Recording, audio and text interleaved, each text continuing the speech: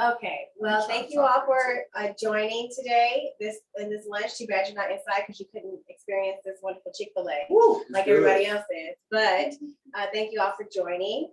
I will ask, since you're online, that I'm going to have some questions to ask. If you could use the raise your hand button in there, just so I could see, so I could just take the poll and understand how many people are participating. That would be great.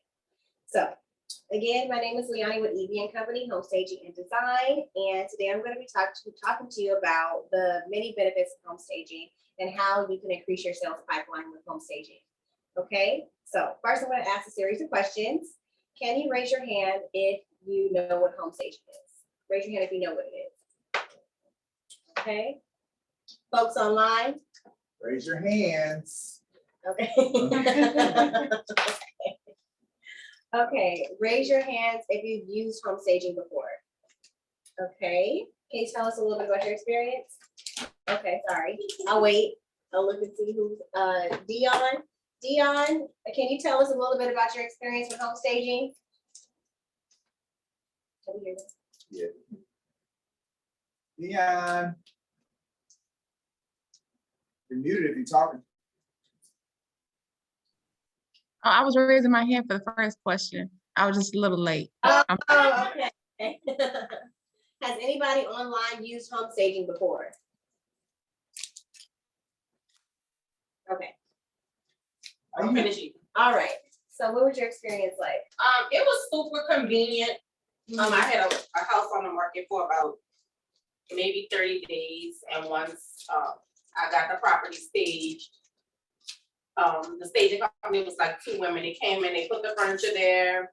I sold it like in 3 days. It was on the market. After that, Okay. and right before closing, they came and well, there you go. And Right, got everything out. That's Yeah. right. I'm glad you had a positive experience because that's normally how clients I work with, how they experience it as well. I've had instances where something's been on the market for a year. They have me come and stage and it sells in less than a week. And that happens time and time again. And I'll get into why it's important to stage first before it goes on the market, because you can save some money and you can also increase your sales doing it that way. So that was the question. Now, how many of you have had the opportunity to stage but said, this is a hot market, I don't need to stage right now, it's gonna sell quickly? Okay, that's surprising. Okay, normally there's a few people that have their hand raised on that. So this is ain't staying long. They move. yes, these houses are moving very fast. I mean, some think that home staging is best for getting a home to sell faster, get it off the market as soon as possible. However, Houston does that all by itself. You don't really need staging to make it sell faster in this market. So that's not what I'm here to talk about. I'm here to talk about increasing your sales and getting the best return on your investment for your property, for your listing. So in my over 4 years of running my own home staging business and consulting with other staging businesses, I've learned the many factors that play into home staging and the benefits it brings. One being that it increases your foot traffic because it wants to see a model home, basically. It reduces your likelihood of a price reduction because of the traffic that you get, and it is better positioned for over ask offers. Again, from the more foot traffic you get. So right now we've been in a seller's market for quite a while, but a buyer's market is definitely around the corner. And I say that because most people buy in person. They make their buying decisions in person. Even though e-commerce is booming and people are more apt to buy without looking at things in person or feeling it and touching it, in the real estate market for a buyer, it's still more likely that they're going to make their decision in person, unless you're an investor, which in that case, people can buy things without they don't even care what it looks like or anything like that. But for the typical buyer, they're looking to make their decision in person. They start off by looking online, where they get presented with opportunities from their realtor, from the MLS, or they're looking on Redfin or Zillow, where that's basically the windows into the space, where they're looking through, and if the home is empty, they're less likely to look at that property for longer. If there's a staged property in the list of homes they have to look at, they're going to look at the staged property longer, sit with it longer, and that's important for increasing your sales. On the other hand, when it comes to staging, when they're in person, I want you to think, if you have a current listing or your next listing, is my listing staged or presented well enough to evoke an emotional response? Because when somebody has an emotional response to your property, it's going to stick with them longer. They're going to attach a name to it. They're going to say the home with a beautiful view, with the windows, the home with the beautiful kitchen and the countertops. And of course, you could do that without staging that part. They could be attracted to the kitchen. They could be attracted to the floors or the backyard. However, if you have a professional stager that's able to position their eyes to look at the things that will increase perceived value. Again, going back to how can we get them to pay over asking? We don't want to have a price reduction, and we want to make sure that they're going to pay at bare minimum what the asking price is and more. When you have people in that foot traffic, that's when you can have a better guarantee of getting into a bidding war. That's what we want in the real estate market. We want our sellers to feel like, wow, my home is so amazing. My realtor did such a great job. I had the greatest experience. We didn't have to go back and forth. We didn't have to drop the price, all of that. You know what I'm saying? So I say all that to say, like, home staging it brings all these things, and increases sales. It helps with your sales pipeline. But this is in theory. I want to talk about what this looks like in practice. So home staging equals visual merchandising. Visual merchandising they're affected by it every single day, everywhere we go. In our supermarkets, in our superstores, in our retail stores. How many of us have gone into Target, because they're one of the best at it, have gone in there and say, we're gonna buy some detergent. I'm just gonna go in here and pick up some prescriptions or whatever. And then you go in with one basket, like, oh, I got some things, I don't wanna hold it, let me put it in this basket. And then you go through and you come out with more than you expected to buy. Has anybody done that? Okay. I'm definitely never one guilty party. So that is by design. It's because everything in Target is so wonderful. It's the way they positioned it to get us to look at the things that we normally would purchase, the things that we would pass right on by when we're just going to get things we want to get. When you have home staging does the same thing. When someone's in property, things that you direct their eyes to things that will make them value the property, you communicate the value of the home through staging. Okay, so that is basically my spiel on that. Does anybody have any questions before I go on to my next part? You probably won't answer a couple of my questions. Okay. Okay, so when somebody is going into your property, when it's staged, like I said, you want them to be drawn to it. I need to check and see if anybody online has questions. Anybody have questions online? Unmute yourself or raise your hand or put it in the chat. I don't have any as of right now. Okay. So feelings that you want your client to have are feelings of like joy or relief or feelings of nostalgia in some ways. And you can do that with the type of colors you put into your space, the positioning of mirrors, the positioning of your furniture, when you basically telling a story when you go through the house that says, for instance, you don't want trash cans in your home, whether it's vacant or staged in the bathroom. You don't want anything that shows like this is a home that's been lived in. You want your seller or your buyer to come in and feel like this is a sterilized space for them, but it's warmed up with the materials and with the staging and with the design that's in the space. Interesting. I never would have thought don't have any like trash cans like in the bathroom. Right. Because so those things take you out of the dream, the experience, and put you back into reality. There ain't no trash in the dream. Right. Exactly.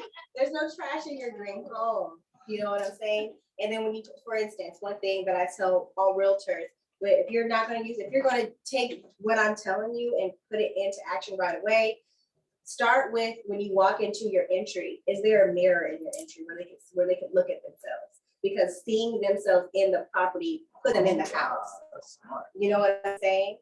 Having little messaging, like I'm against like a lot of too blessed to be stressed, like there's all of those in the house, all of those in the house. But it's okay to have little notes like that in small places, maybe in the office or something, because it's triggering to some, when you're thinking, it's like subconsciously hitting their subconscious, you know what I mean? So those are things that are okay to have. Don't overdo it, but have like little pieces in there. Thank you. I'm like, it's hot here.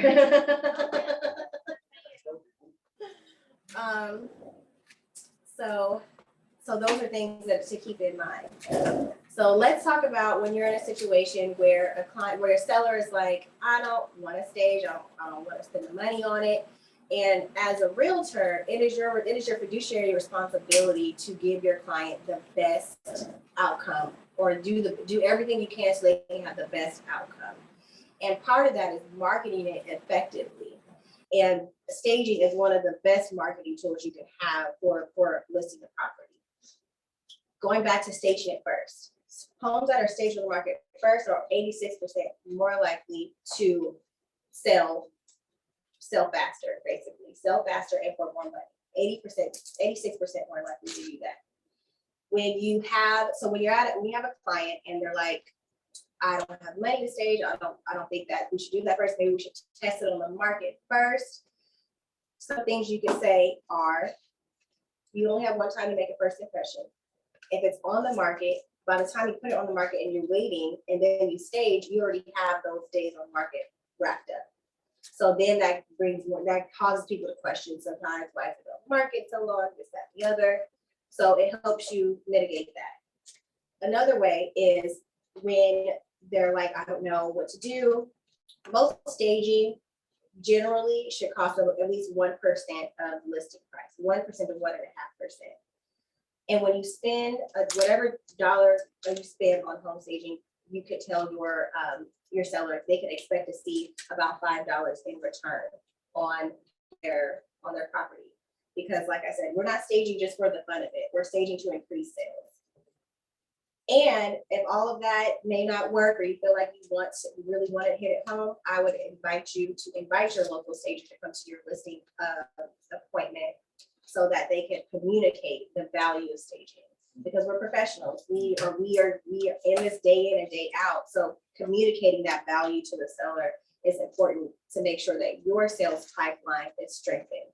So you do that at no cost? Like, not necessarily a consultation, but like a sales appointment? Yes, I will come to your sales appointment and at no cost, unless it's really far, then there's a travel fee. So yes.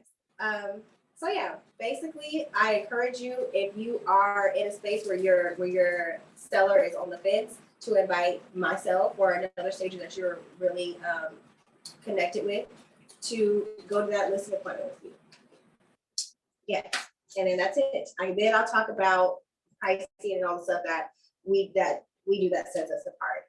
Why don't you tell us a little bit about what made you get into staging? Start your company, all that. Absolutely. So first of all, right off top, I love home staging. So I've always worked in interior design since I would say, I don't know how long was that? Since high school. So maybe like 15 years. Maybe 10, a little over, definitely 10 years professionally, but about 15 plus years just as far as being introduced to it and actually doing projects. But over the past 10 years, I have designed corporate spaces, I've designed residential spaces. And although that hasn't been my business, I've only had my staging business for about 4 years, a little over 4 years. It was always been in me to do home stage, to do interior design.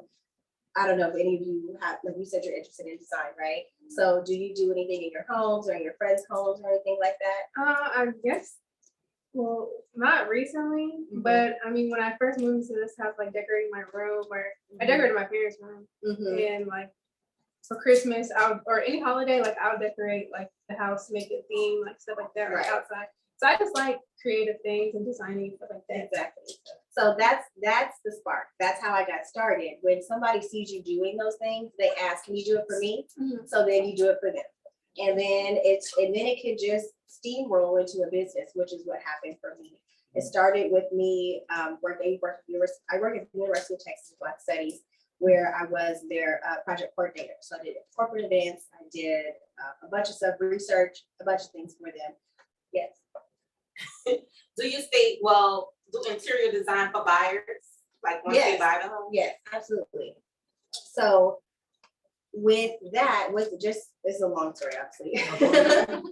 I started working with Black Studies at the University of Texas, and they noticed that I had an eye for design.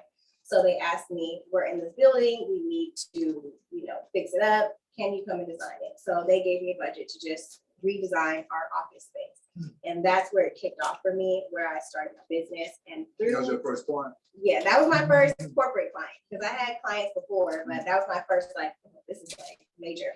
So I did that and started my business, and along doing interior design projects here and there, I discovered home staging. I didn't know what it was for a really long time.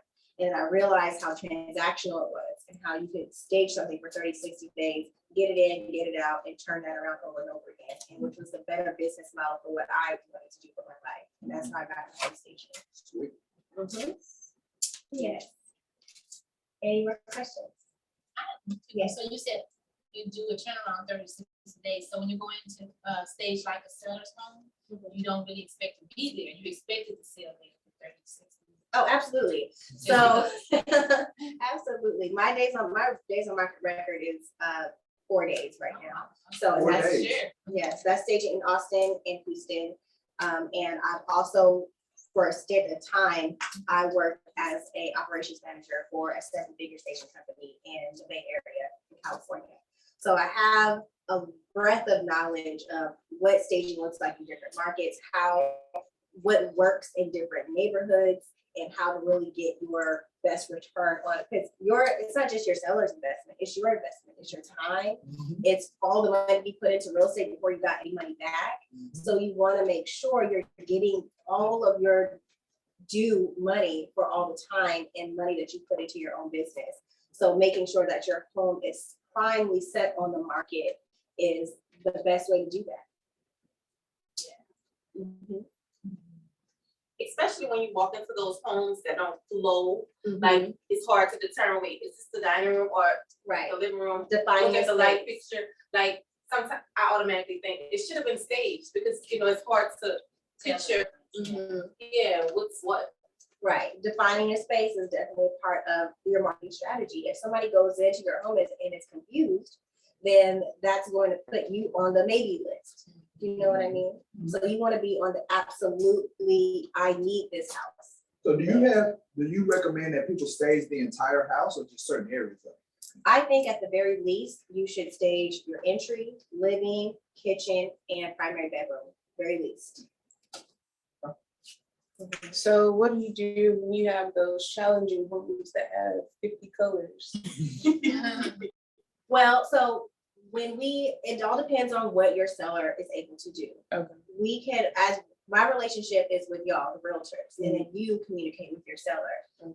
And I say, what would make this house best on the market is if we paint this, or if you get some new fixtures, maybe you get a couple of new lighting fixtures. Obviously you're trying to sell the house, you're not trying to design it. So we're gonna make changes that are going to actually bring you the results you're looking for. But I will recommend that to you. And if you want to communicate that to your seller, either I could do that through the proposal, or you could fill it out yourself, and we can make that decision going forward, because it's a partnership thing. We want to make sure that everybody is happy in the situation and no one feels overwhelmed. So in those cases, we would paint. Or if they are like, we can't paint, then I have an inventory full of pillows and throws where we will make all the bedding white, and then we'll add, so say you have a blue room, a red room, and a yellow room. We're gonna put blue and yellow pillows in one room, and then we'll put yellow and red pillows in another room. So it really brings it all together. Yeah. That's smart. Anything else? Does anyone online have any questions? So if somebody's interested in hiring you, what should they do? Like, do they go somewhere, they call you? Yeah, so first I want to break down how working with me would look like. Yeah, So- that's the question I wanted to ask. Yeah. So going over our products, we have staging, we have interior design, and we have vacation rental design. So those are things, if you have any of those, you have an investor who has Airbnbs that they have, call me, we'll get that hooked up. We'll have very Instagram worthy space created for you. Okay. Two, with interior design, if you're looking for a homeowner who's looking to really, furnish their space, they moved into it, they want a whole new life, they want a whole new experience, call me and I'll come and do I'll do a consultation. And then we'll work on the steps with that, which includes me figuring out what the scope of work is, and then working out what your client's desires are, or at that point, my client's desires are what they want in their home, and then so on and so forth. It's a whole project management situation. And then with staging, we do vacant, occupied, and then we can just do consultations with a written report. And vacant, that's pretty self-explanatory. The home is empty, you can come and we furnish it. What sets us apart in this Houston area is that our furniture is custom designed. So you're not gonna have the same old looking things like everybody else has from either the place that they rent from or from the typical retail stores that are local. Yes. So before you go any further, we do have a question in the chat. Okay. Are you able to read that? What if the seller cannot pay the 1% upfront? Is there opportunity? So that's what I'm getting to. Oh, wait, they said to still hire your company and pay at closing. Okay, so I'll answer that. That was one of my questions. After but I this. thought you would get to it later. It seemed like something you would address later. I'm addressing it now. So with payment for vacant staging, this is specifically for vacant staging. We have 30-day and 60-day terms. And we have flexible payment terms as well. Less so for 30 days, but depending on our relationship, we can talk about what that looks like if you need to break up your payments for a 30-day stage, but that's not like a one-time thing. We have to facilitate a relationship for that.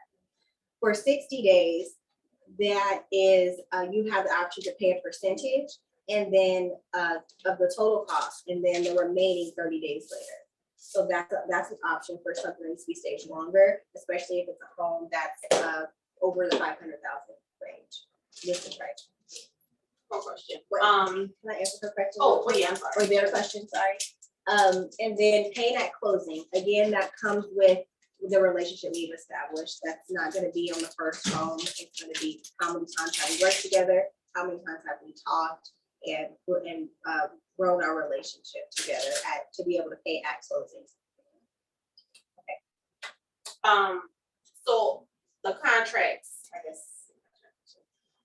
You come and take the furniture like before closing or whatever on the contract, like you do a 6-week contract. So whenever if your house has been sold and you have a closing date, we need to pick it up before closing period. So it would be great to pick it up a week before closing at the very latest, but whatever happens, because once that contract switches over to the next person, then that puts us in a legal issue. So we would need to pick it up before it closes.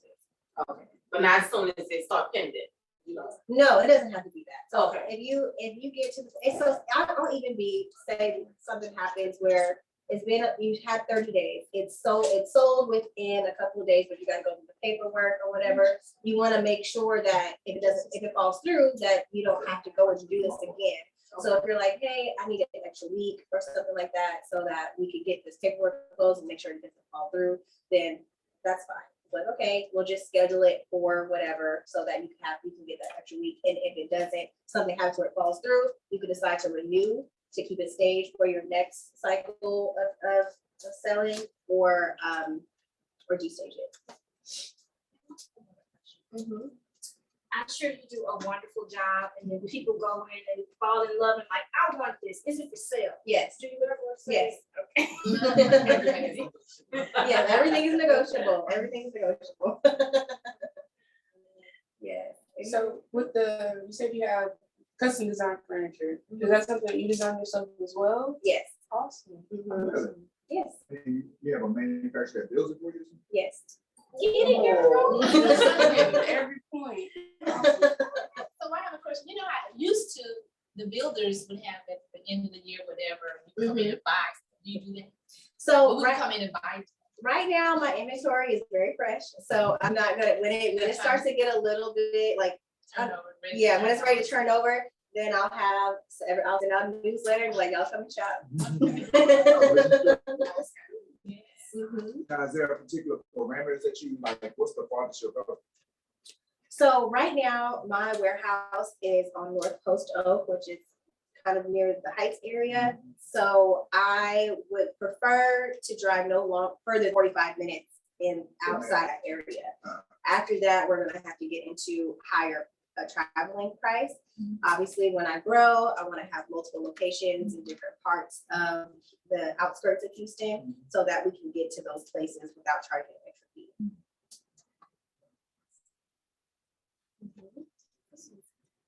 Another question. Now, you had talked about, I guess, down the road, some marketing strategies you're doing, some expansion, like what are some things that you have upcoming for evening? So, we just started doing this, so we don't have any dates. But we are working on putting some events together so people can get the experience. I'm not gonna give away too much because we're still in the development stages of it, but we'll have some events coming up for realtors, for investors, for our home builders. And if you want to bring some homeowners as well, if you're in the middle of trying to catch a listing, go ahead and bring your seller or potential seller to that. So I'll let you know when that will be. And yeah, we just have some things going like that. Sweet. You're on Facebook? I am. Now, we're gonna make sure we get you inside of our private Facebook group. Okay. That's another great way to engage with our community. And so especially when you have those events, you drop that flyer in there to, let the ecosystem know. Yes, absolutely. I would love that. That sounds great. So if you leave, we'll make sure we get you connected in there. Okay. And this is like my third Brooks and Davis thing, so I love you guys. I love showing up.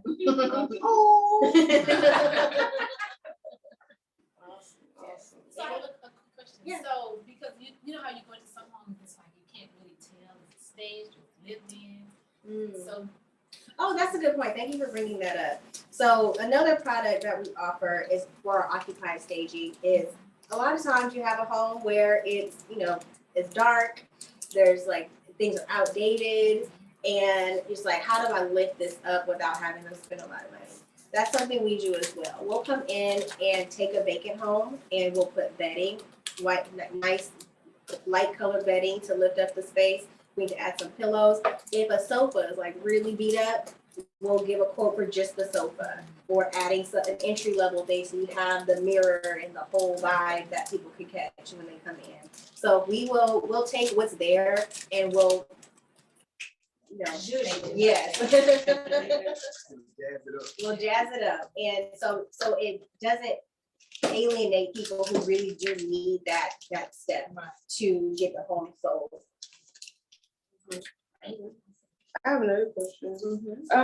So how would you go about staging a home built in like the 1940s with all original cabinets, fridges, all that? We bring furniture. Well, I mean, like, right. So I mean, obviously the kitchen will be outdated. So would that be like a focus point in the house? Let's say it's a huge kitchen, but it's just outdated. Like, so one of the things I learned in California is a lot of the homes are built before the 70s or in the 70s. So a lot of homes have that very classic or old school vibe, if you want to call it. And with those spaces, it's about, that is where you can really bring the emotional side to it, because you don't want to take away from the space, you want to highlight it. That's where you can bring those nostalgic feelings, because all of us in some way have some connection to that time in history when those homes were built. Right, exactly. But you can take it and you can make it modern. So it depends on the type of furniture you bring in, what cleaning, professional cleaning goes a really long way for those homes, get in the nooks and crannies, because you don't want it to feel stale or dusty. You want it to feel spick and span. So when you add the staging to it, it really just livens it up and makes it feel new. And so in a home that's older, we make sure we're not going to put a modern style on it. We're going to put the traditional or transitional style, which is something that goes into every home. I like that. Yes. And then add some music too, to make it really, bring it home, get those emotional vibes going. It's So a you're notice saying like rate that- in those So you like saying have music just playing? Have music. So I have and this is, if you have a home that it makes sense to do this for like a luxury home, but taking it further into like a retail scenario, starting from beginning to end, when you go into a retail store, you look at a window. You're looking at the window first to see if you're interested in it. The equivalent to a retail window for real estate are your listing photos. Is it attractive enough to make somebody want to walk in? And then when they walk in, what does it feel like? What is the temperature like? What does it smell like? What can they feel? Those are all really important factors to add into your space, because it just hits home for people, and it makes them stay longer. It makes them talk to you more. Exactly. Created an entire vibe. You know what I mean? And we've all seen, what is it, on Bravo, the $1 Million Listing. I don't know if you guys were watching, Ladies Who List Atlanta, like all of these things that are on, that tell you they have parties and events and stuff in their listings. That's really good for it's a luxury property. But if you're in the midway point and you're like this home is not selling like we need it to sell, adding that extra step to it. So we'll come in and we'll bring scents that are widely popular, that helps keep the property in their memory. We will recommend a playlist. We'll do all of that for you. Awesome. I never know stages said they'll do that. Well, we're not like any other stager. Clearly. So those are things that I'm not going to recommend that for a home that's at 250. I want you to make sure you're going to not overspend. Right. But for something that is on the higher end, where we want to actually bring it that normally sits longer on the market, when you have your open house, when you have your private listings, that's what I would say. Go ahead and do that. Go all out. There's a Christmas song. Oh, please, you know, they come on with the Thanksgiving. Okay. All right, well, I don't have any other questions. Does anybody else have any other questions? And just so I think the thing is off on here, No, but I can do it. I want to talk about just quickly, since it's on the handout, pricing.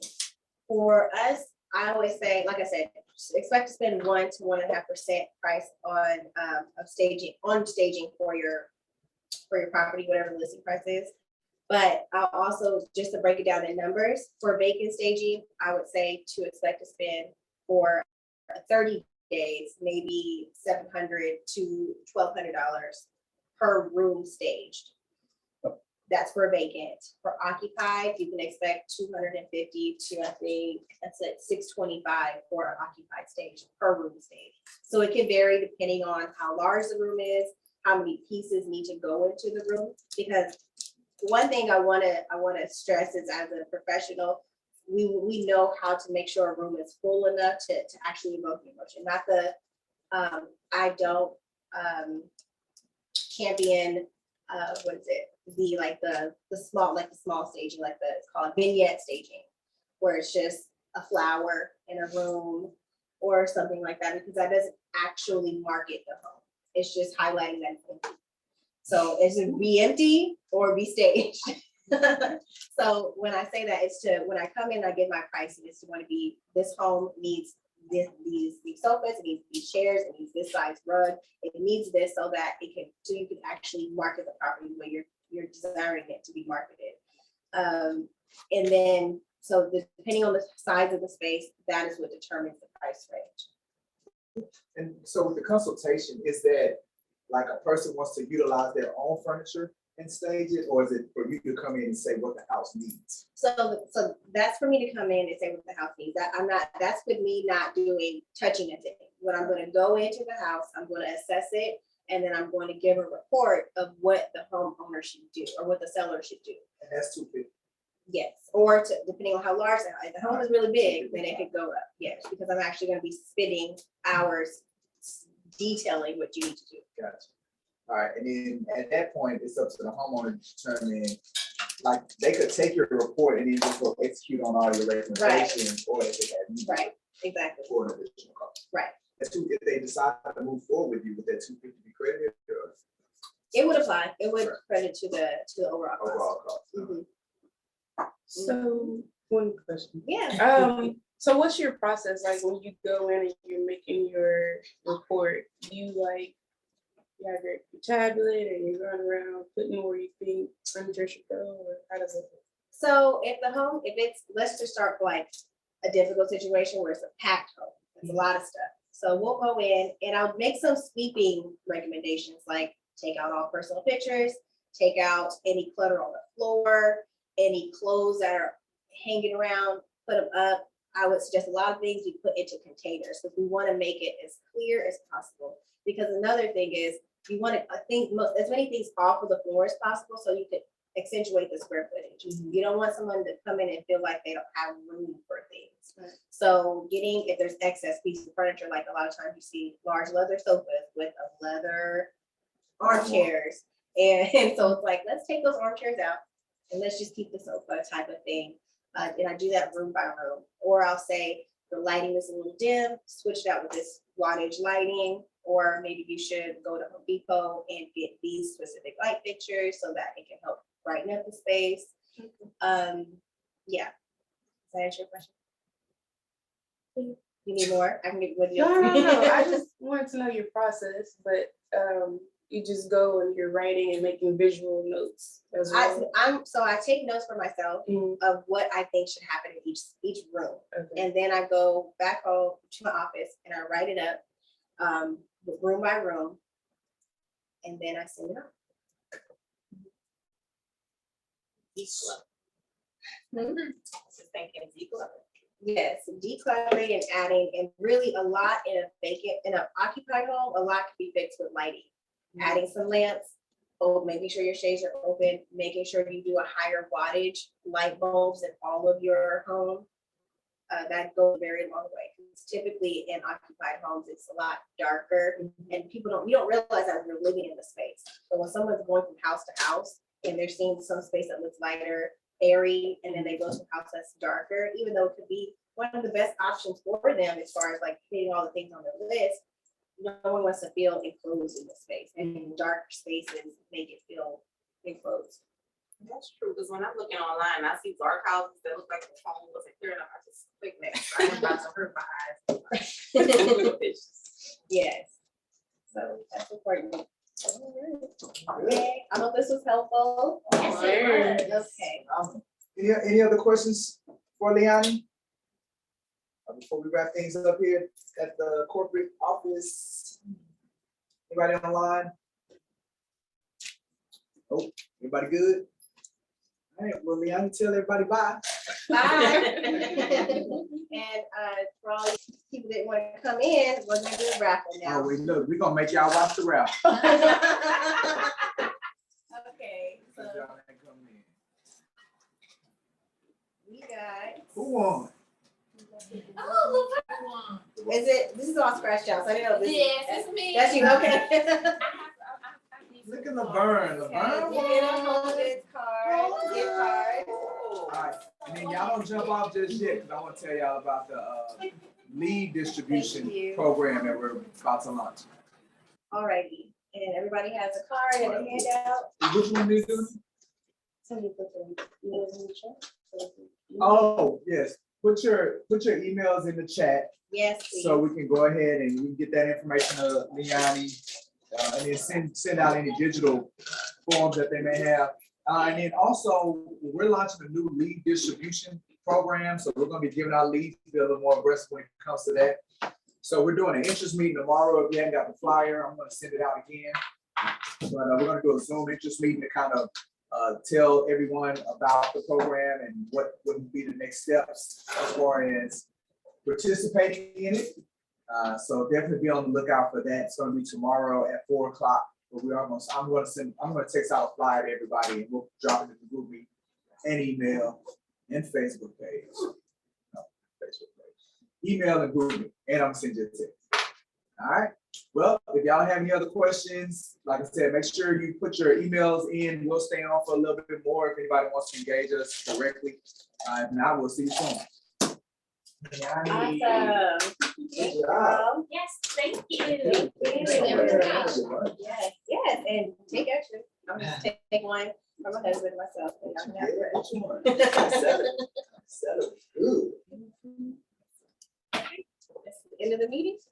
Yeah, we in about an hour, so we're gonna do orientation. Okay. Do you have any more new partners? Yes. I'm looking at you. I knew you were the last one to put yours on. Like, I hope they were all turned over. Thank you so much. Oh, did you need one or two? I didn't know. Yeah, you from Houston? I'm not from Houston, I'm from Southern California. Okay. Yeah, That's the only Cal I've been to. I've never Oh, been yeah. to Northern California. It's beautiful. I don't like living here In North Cal, though. NorCal, Southern Cal. no, it's a lot. It's expensive. Not only that, it's just a lot. It's a lot going on. But SoCal, I moved to Texas 10 years ago. So I lived in Austin for 8 years. That's where I started the staging company. And then we moved to the Bay Area for some time, and then I reopened my business here recently. So what part of Houston? Always wanted to live in Houston since moving to Texas. Really? Yes, yes. So I'm What like, was it about Houston, really? if it's my vibe. That's basically it. Yeah, I mean, I've Houston been is a here vibe. a long time, so I'm biased. I'm born and raised. I want to hear. I'm what always other a Cali girl at heart because despite what people think, it is really laid back. Obviously, the beaches are beautiful, so you're just happy there a lot because it's sunny and you can go to the beach whenever, and people are just happy. Have you gone to Galveston? I have gone to Galveston. people- It ain't like Cali. What we got? No. I haven't went yet. We have. You ain't been to First Galveston? time Oh, go. but you The water used to not that good, water, though. but It's the same Yes, water it's the as- same water? Oh, wow. Wait, who's the same one? No what? Louisiana. Oh, Okay, okay, it's not the the same same water. Was one. that dirty money water? Yeah. All the way Oh, to okay. Look, she I considered thought it was ocean water. Florida. Right? Yeah, it's a different kind of water right there. It's a different color water. It is, absolutely. I was like, why is the water brown? But I learned. Don't worry. But Houston is a vibe and the food The is blood bomb. is different colors. Can I get one of your flyers? Do you have any Yes, more I flyers? do. And then when you start hiring for And your it's other salt. locations, my daughter. Yes, absolutely, absolutely. I just said I'm looking for an intern right now, so. Mhm. I am looking for one for this marketing strategy that, we can talk about. Come on, let's talk about this marketing strategy. It's like, it's still in development. Oh, one question. Yeah, Where'd you get the name for your company? Evie and Oh, Company. yeah, I was curious about this. Yes, my mom's name is Evelyn, and so I named it after her just to help continue her legacy. Yes, and she taught me everything I know. So. Joy, you got on the Zoom? I did. I was trying to figure out how to put my email. Stop. Wait, I don't even know. I have your own. I was trying to, cause you said put it in the chat, like, I just clicked on it, I don't know. You got the documents. This is for the people that weren't in. here. Oh. So that's what, okay.